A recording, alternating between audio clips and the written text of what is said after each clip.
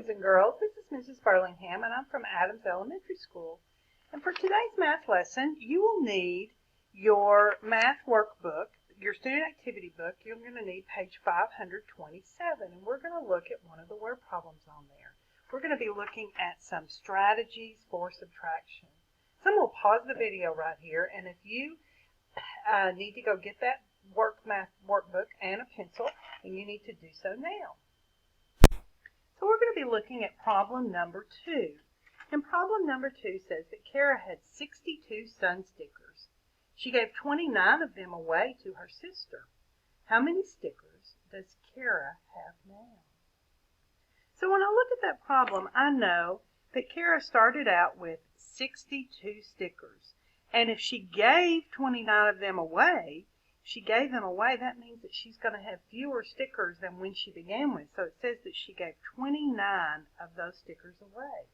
And so it asks me, how many does Kara have now?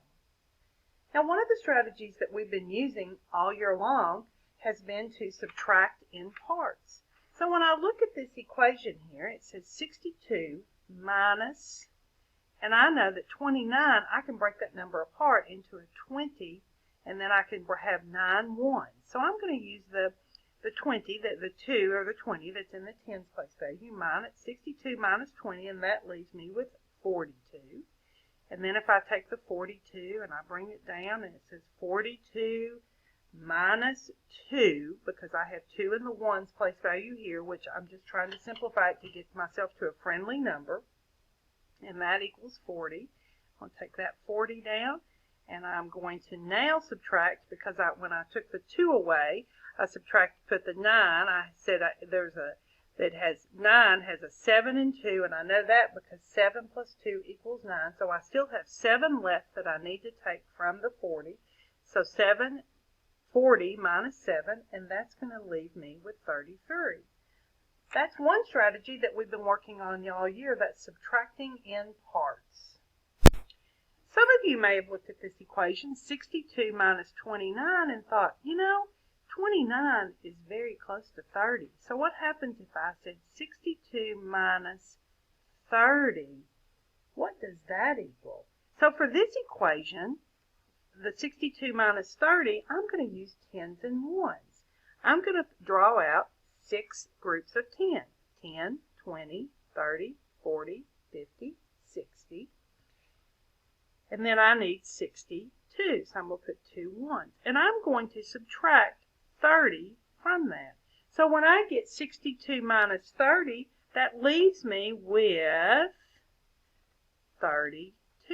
But my equation is 62 minus 29. Because 30 is so close to 29, then I would say, the other way that I would look at that is 62 minus 29, and what does that equal? So I could also draw that out in tens and ones and say 10, 20, 30, 40, 50, 60, again 62.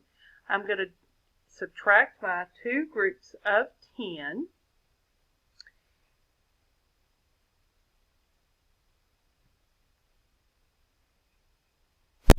And then instead of subtracting a whole other group of 10 because I have the 9, I'm going to just subtract 9 from that.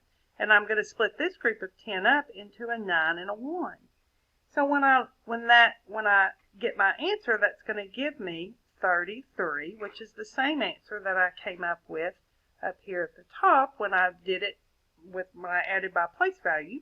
So then I have for my tens and ones, I have left 10, 20, 30, 31, 32, 33. Another way I could look at this is I could look at this using a number line. And I'm going to subtract, for my first one, I'm going to subtract 62 minus 30. So I'm going to start at 62, and I'm going to subtract 30 from it.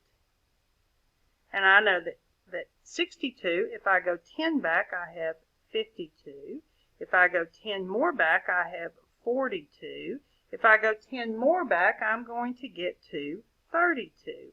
So that is subtracting 30. But then when I want to subtract the 29, I'm also going to use a number line. And I'm going to start my number line at 62. But this time I'm going to subtract 29 from my answer. And if I got to 32 here, I'm going to take one more away, and that's going to take me to 33. So my answer to my problem of 62 minus 29 equals 33. As you continue on working through your student workbook, you can use one of these strategies. Good luck!